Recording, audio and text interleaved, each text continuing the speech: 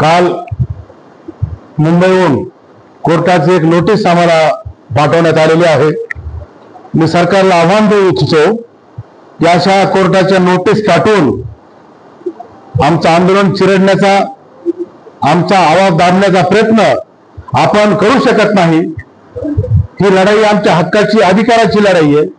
असे आपण किती गुन्हे दाखल केले तरी त्याला आम्ही घाबरणार नाहीत। आम्ही उलट संविधान मानणारे माणसं आहेत। जर तुम्ही दिलेले शब्द पाळत नसताल खरं तर मग तुमच्यावर 420 केस या ठिकाणी दाखल करण्याची वेळ आमच्यावर आणू नका, कारण की तुम्ही हमेशा आम्हाला फसवलंय। या कॅबिनेट मध्ये तुम्हाला आरक्षण देऊ, पहिल्या कॅबिनेट मध्ये देऊ, सत्ता आल्यावर देऊ, मग हे 420 तुमच्यावर होत नाही का? आम्हाला अशा कोर्टाच्या गुन्हे दाखल करून, कोर्टाच्या नोटिसा देऊन हजर व्हा म्हणून अशा धमक्या आम्हाला देऊ नका। आणि कशासाठी आमच्यावर गुन्हे दाखल करताय? एक सामाजिक प्रश्न आहे हा प्रश्न सुटावा म्हणून, हा संविधानिक अधिकार आहे आमचा, तो आम्ही मागतोय। आणि म्हणून तुम्ही आमच्यावर गुन्हे दाखल करताय। खबरदार लक्षात घ्या, आम्ही तुमच्या असल्या गुन्ह्यांना, असल्या धमक्यांना कदापि आम्ही घाबरणार नाही।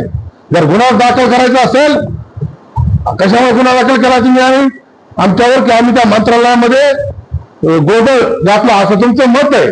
मला सांगा, त्या जाळीवर उड्या मारल्या असं तुमचं आमच्यावर आरोप आहे। मग तुम्ही सांगा, ज्यावेळेस सभापती एक संविधानिक पद आहे, विधानसभेचे उपसभापती नरवळी झिरवळ यांनी ज्यावेळेस त्या ठिकाणी जाळीवर टाकून आंदोलन केलं, त्यांच्यावर तुम्ही गुन्हा दाखल केलाय का? त्यांच्यावर तुम्ही नोटीस कोर्टाची दिली काय? त्यांना कोर्टामध्ये तुम्ही बोलवणार आहात काय? मी तुम्हाला सांगतोय, तो व्यक्ती कोणी असेल त्याने ती क्रिया केली, त्याला आम्ही प्रतिक्रिया केली। लक्षात घ्या, क्रियेला प्रतिक्रिया होतच असते। आम्ही मुद्दाम केलं नाही, त्यांनी ते कृत्य केलं म्हणून आम्ही ते केलंय। पहिल्यांदा त्या झुरळाला तुम्ही जेलमध्ये टाका, त्याला कोर्टामध्ये ओढा, त्या झुरळाला, त्याच्यानंतर आमच्यावर गुन्हे दाखल करा। मी या ठिकाणी तुम्हाला इशारा देतोय।